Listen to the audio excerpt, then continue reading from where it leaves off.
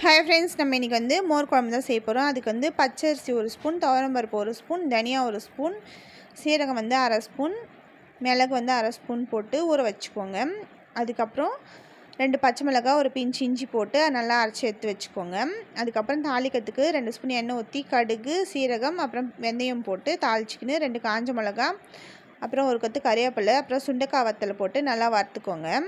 அதுக்கப்புறம் 1 ஸ்பூன் அளவுக்கு பெருங்காயத்தூள் அதையும் போட்டு நல்லா வறுத்துக்கோங்க. அப்புறமா ஒரு வெங்காயத்தை பொடியை நறுக்கி போட்டுக்கோங்க.